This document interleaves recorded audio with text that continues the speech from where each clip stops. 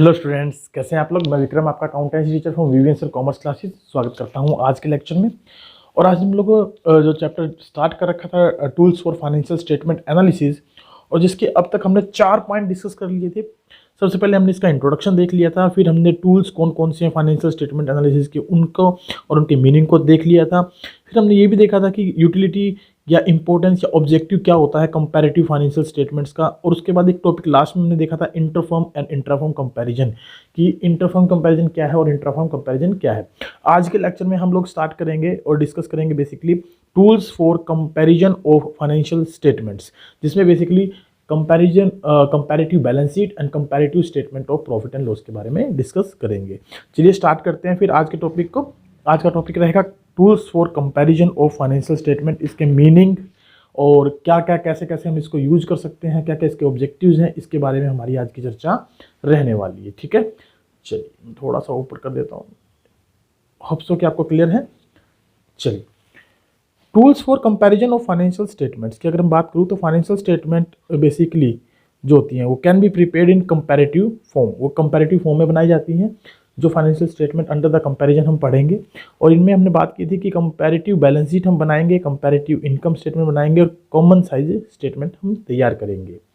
Tools for comparison of financial statements में हमारे पास comparative balance sheet, comparative income statement and common size statement basically हैं। इनको हम डिस्कस करने जा रहे हैं। पहला पॉइंट है कंपैरेटिव बैलेंस शीट। सबसे पहले हम क्या कर रहे हैं, discuss comparative balance sheet. So comparative balance sheet is prepared to show the financial differences between several accounting periods, यानी बहुत सारे periods, you can say that कि भाई हो सकता है 2010, 11, 12, 13, 14, 15, इस तरीके से बहुत सारे पीरियड्स के बीच में हम जो कंपैरिजन करेंगे with the help of comparative balance sheet. ठीक है, the main purpose of comparative balance sheet is to compare the assets, liabilities and capital and show the increase and decrease in these items. Basically comparative balance sheet में होता क्या है कि हम लोग जो है प्रीवियस ईयर पहले लिख लेते हैं, करंट ईयर बाद में लिख लेते हैं, और उनके बीच का जो डिफरेंस आता है उसको हम एब्सोल्यूट इंक्रीज या डिक्रीज के नाम से शो करके चलते हैं। और देयर आफ्टर हम जो प्रीवियस ईयर होता है उसको बेस मानकर जो एब्सोल्यूट इंक्रीज या डिक्रीज आया है उसकी परसेंटेज कैलकुलेट करते हैं, और उस परसेंटेज के बिहाफ पर हम ये चेक करते हैं कि ये जो है बाकी फर्म्स के साथ या अपनी फर्म के पिछले साल के डाटाज के साथ उनका कंपैरिजन करके देखते हैं कि भाई इंक्रीज है, डिक्रीज है, या पॉजिटिव रिलेशन शो कर रहा है या नेगेटिव रिलेशन शो कर रहा है, यानी बेसिकली डायरेक्शंस क्या दे रहा है हमें, उसके बारे में हमें ये बताता है। नेक्स्ट है हमारे पास इसमें अकॉर्डिंग टू प्रोफेसर, एक मिस्टर प्रोफेसर है जो है फोल्की, और उन्होंने क्या डेफिनेशन दी है इसकी, आइए देखते हैं। According to professor Foulke, comparative balance sheet analysis is a study of trend.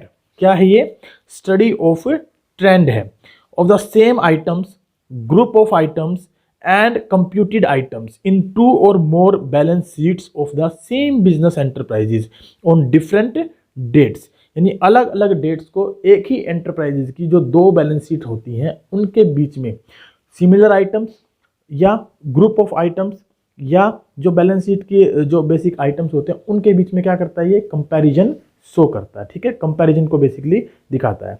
इसके एडवांटेजेस क्या हैं, what are the advantages of comparative balance sheet. है एडवांटेजेस है, helpful in knowing the financial position of a business. देखिए balance sheet है, balance sheet का purpose ही होता है फाइनेंशियल पोजीशन को दिखाना, तो ये हमें फाइनेंशियल पोजीशन को जज करने के लिए हेल्प करता है। ठीक है, सेकंड है easy to know the increase and decrease in items. अब बैलेंस शीट में जो आइटम्स हैं whether they are share capital, reserves and surplus, है ना, नॉन करंट लाइबिलिटीज में long term borrowings, short term borrowings, या फिर करंट लाइबिलिटीज में आपके पास जो है शॉर्ट टर्म बोरिंग्स है, ट्रेड पेबल्स है, या non current assets, current assets है, इनमें जो इंक्रीज डिक्रीज हुआ उसको जानने में ये हमारी मदद करता है कि एब्सोल्यूट चेंज कितना आया है comparative to previous year in current year. Right, main focus of comparative balance sheet is on change. इसका मेन फोकस किस पर होता है, चेंज पर। चेंज में हम 2 चीज़ें निकालते हैं, एक तो एब्सोल्यूट चेंज और एक परसेंटेज चेंज। जो चेंज कैलकुलेट करते हैं वो 2 प्रकार से होता है, एक तो एब्सोल्यूट चेंज यानी कि रुपीज़ में कितना चेंज हुआ है, और एक कंपैरेटिव टू की भी परसेंटेज में कितना चेंज हुआ है, क्योंकि परसेंटेज हमें थोड़ा ज़्यादा अच्छे से क्लियर कर पाता है कि भाई एक्चुअल में इंक्रीज है या डिक्रीज है in the change in the comparative of previous year. It works as connecting link between income statement, statement of P&L and balance sheet. ये इन दोनों के बीच में एक ना लिंकेज का काम करता है, कनेक्टिंग लिंक का काम करता है, यानी कि कंपैरेटिव बैलेंस शीट से हम स्टेटमेंट ऑफ जो P&L है उसके साथ भी कनेक्शन एस्टेब्लिश्ड कर सकते हैं, क्योंकि वहाँ पर हमें प्रॉफिट्स के बारे में पता होता है। तो रिजर्व्स एंड सरप्लस के माध्यम से हम ये देख पाते हैं कि भाई प्रॉफिट्स में भी क्या इंक्रीज या क्या डिक्रीज कंपैरेटिवली आया है पिछले साल के कंपैरिजन में इस साल, राइट। ठीक है, helpful in planning and decision making. साथ ही साथ ये क्या करता है, जो प्लानिंग करने में, फ्यूचर के लिए डिसीजन मेकिंग प्रोसेस को ईजी करने में, यानी एस्टिमेशंस कर फ्यूचर डिसीजन मेकिंग प्रोसेस को ईजी कर देता है, आसान कर देता है। These are the advantages of your comparative balance sheet. Now how it is to be prepared, let us discuss about the process how it is to be prepared. तो उसमें हम बात करेंगे स्टेप 1 की। तो इसमें सबसे पहले हम करेंगे all items of assets and liabilities are shown in the first column particular column. जितने भी एसेट्स लाइबिलिटीज का फॉर्मेट होता है ना बैलेंस शीट का, उस बैलेंस शीट के फॉर्मेट को आपको फॉलो करना है, वो फॉर्मेट आपको बनाना है।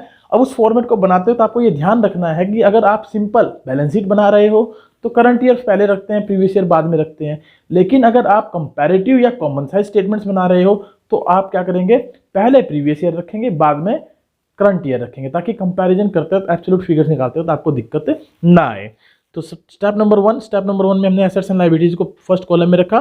स्टेप नंबर 2, नोट नंबर हम बनाएंगे is shown in the second column. Third one point है all assets and liabilities of current years are shown in the third column. Fourth one है all assets and liabilities of previous year are shown in the fourth column. Previous year assets and liabilities are compared with the current years assets and liabilities to know the absolute change, increase or decrease, right? Percentage change is calculated by using the following formula। तो हम percentage change निकालते हैं absolute change बटे previous year figure into में 100। तो ये हमारा क्या आ जाता है, percentage change आ जाता है। देखिए मैंने जैसा आपकी बताया कि पहले previous year रखेंगे, बाद में current year रखेंगे। It is up to you. देखिए मेरा तो मानना यही है कि पहले आप क्या रखेंगे, जो है फोर्थ कॉलम में करंट ईयर के फिगर डालेंगे और थर्ड कॉलम में प्रीवियस ईयर के फिगर डालेंगे। कोई बात नहीं, अगर हम ऐसा भी कर लेते हैं तो गलत नहीं है, लेकिन आप इस तरीके से करें ज़्यादा बेटर रहेगा कि यहाँ पर आप रखेंगे पहले कौन से ईयर का फिगर, प्रीवियस ईयर का फिगर, और यहाँ पर करंट ईयर का फिगर, ताकि हमें कंपैरिजन करते हुए ईजीनेस रहे, कंपैरिजन हम आसानी से कर सकें, राइट। बाकी आपकी इच्छा है, आप कैसे मर्जी कर लीजिए, कोई दिक्कत नहीं है। अब इसके फॉर्मेट पर अगर हम चर्चा करें, जो कॉलम हमने पढ़े तो उन कॉलम्स के अकॉर्डिंगली हम इसके इस फॉर्मेट को फॉलो करके चलते हैं। क्या है इसका फॉर्मेट, आइए देखते हैं। सबसे पहले तो हमें लिखना होता है proforma of comparative balance sheet as at, ठीक है, एज एट। हम इस पर डेट डाल देते हैं 2 साल की। पार्टिकुलर्स, नोट नंबर, यहाँ प्रीवियस ईयर आप लिखें, यहाँ करंट ईयर आप लिखें, यहाँ एब्सोल्यूट चेंज इंक्रीज और डिक्रीज, यहाँ परसेंटेज चेंज इंक्रीज और डिक्रीज। इक्विटीज एंड लाइबिलिटीज में हमारे पास शेयर होल्डर फंड होता है, उसमें share capital and reserves and surplus आते हैं, ठीक है। फिर सेकंड हमारे पास नॉन करंट लाइबिलिटीज होती है, इसमें हमारे पास basically long term borrowings, other long term liabilities और लॉन्ग टर्म प्रोविजंस हम लेकर चलते हैं। डेफर्ड जो हमारा टैक्स एसेट्स होता है या डेफर्ड टैक्स लाइबिलिटीज होती है नेट, उनको हम कंसिडर नहीं करते क्योंकि वो हमारे सिलेबस का पार्ट नहीं है। Even though other long term liabilities को भी हम यहाँ शामिल नहीं करते। फोर्थ वन है करंट लाइबिलिटीज। करंट लाइबिलिटीज में हमारे पास क्या आता है, short term borrowings, trade payables, other current liabilities और शॉर्ट टर्म प्रोविजंस। तो इसको आप वैसे याद रखना चाहें तो टोस, TOSS, टोस से आप इसको याद रख सकते हैं। और नॉन करंट लाइबिलिटीज में जो हेडिंग आती हैं उसको आप डोल से याद रख सकते हैं। बेसिकली 4 हेडिंग होती हैं, तो 2 ही हम इसमें बेसिकली यूज करेंगे, इसमें चारों हेडिंग हम यूज करने वाले हैं। तो यहाँ पर देखिए, जैसे इक्विटी शेयर कैपिटल है, मान लीजिए यहाँ पर है 5 लाख रुपये प्रीवियस ईयर में, और करंट ईयर में मान लीजिए 8 लाख रुपये। तो 8 में से 5 गए, 3 लाख रुपये हम यहाँ लिख लेंगे। और जब इसका परसेंटेज निकालेंगे तो एब्सोल्यूट चेंज कितना है, 3, और प्रीवियस ईयर का फिगर कितना है, 5 इंटू में 100, ठीक है। तो ये आ जाएगा 5 दूनी 10, 60% चेंज आया। कितना आया, 60% चेंज आया इसके अंदर। तो इस तरीके से हम इसका 60% चेंज निकाल लेंगे, राइट। तो ऐसे ही हम सभी फिगर्स के साथ करेंगे। जो प्लस में आए तो ठीक है, माइनस में आए तो आप उसको ब्रैकेट में लिख लीजिएगा, ठीक है। आगे देखते हैं एसेट साइड में कौन कौन से कॉलम्स होते हैं, एसेट साइड में कौन कौन से आइटम्स आते हैं हमारे पास। अगर हम देखें एसेट साइड की तरफ, तो हमारे पास होता है नॉन करंट एसेट्स, जिसमें property, plant, equipment, fixed assets ये आती हैं, और इसमें 4 हेडिंग होती हैं सब, tangible, intangible, capital work in progress, intangible assets under development. दूसरा है नॉन करंट इन्वेस्टमेंट। तीसरा deferred tax assets net, long term loans and advances, other non current assets. तो इस हेडिंग को हम शामिल नहीं करते हैं प्रैक्टिकल व्यू में, लेकिन फिर भी थोड़ा एक्स्ट्रा शॉर्ट में अगर जो है कुछ बात बताई जाए तो आप उसको समझेंगे, उसको अंडरस्टैंड करेंगे, राइट। करंट एसेट्स में हमारे पास क्या आता है, current investment, inventories, trade receivable, cash and cash equivalent, short term loans and advances, other current assets and total. तो इसी तरीके से इनका भी हम चेंज कर लेंगे। और ध्यान रखेंगे कि फॉर्मेट में आप ना ये चीज़ें जरूर लिखें ताकि आपको थोड़ा सा आइडिया हो जाए, कैलकुलेशन करते तो आपको ईजीनेस महसूस हो। आप जो है ना प्रीवियस ईयर को ए, करंट ईयर को बी और एब्सोल्यूट चेंज को सी, सी मतलब चेंज कैसे निकालेंगे, बी माइनस में ए, बी माइनस में ए लिख दें। और यहाँ डेविएशन, डेविएशन परसेंटेज में निकालते हैं D, that is C over A into 100। इस तरीके से आप लिख लें ताकि आपको ये और ज़्यादा ईजीनेस लगे, कि आपको ये याद ना करना पड़े भी हम किसको किससे डिवाइड करना है। मैंने आपको स्पष्ट बता दिया, फॉर्मूला आप इस तरीके से बनाएं ताकि आपका क्वेश्चन इजीली सोल्व हो जाए, ठीक है। अब नेक्स्ट जो पॉइंट है, that is given about an extra showed by the author, that is treatment of deferred tax liabilities और डेफर्ड टैक्स एसेट्स। एक्चुअल में इसका ट्रीटमेंट क्या करते हैं अगर गिवन हो तो क्वेश्चन में, अगर क्वेश्चन में गिवन हो तो आप ध्यान रखिएगा, while showing reserves and surplus make sure that net amount of deferred tax liabilities or net amount of deferred tax assets is adjusted against reserves and surplus। इसको रिजर्व्स एंड सरप्लस में से हम क्या कर लेते हैं, एडजस्ट कर लेते हैं। जैसे सिक्योरिटी प्रीमियम रिजर्व है, स्टेटमेंट में जो है प्रॉफिट एंड लॉस में बैलेंस पड़ा है, अगर डेफर्ड टैक्स एसेट्स नेट है तो आप उसको माइनस करके चलें, लाइबिलिटीज हैं तो उसको आप प्लस करके चलें, तो जो फिगर आएगा that will be the net reserves and surplus. लेकिन क्योंकि सिलेबस में नहीं है तो आपको इसका इस प्रकार का कोई भी ट्रीटमेंट कहीं नहीं करना है, ठीक है। तो ये था हमारा कंपैरेटिव बैलेंस शीट के बारे में फॉर्मेट और उसका थ्योरेटिकल पार्ट जिसको हमने अंडरस्टैंड किया। अब इससे रिलेटेड जो क्वेश्चन है वो हम अपनी नेक्स्ट क्लास में करेंगे।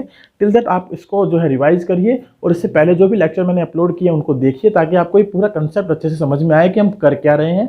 तब तक के लिए thank you very much, bye bye, take care, have a good day.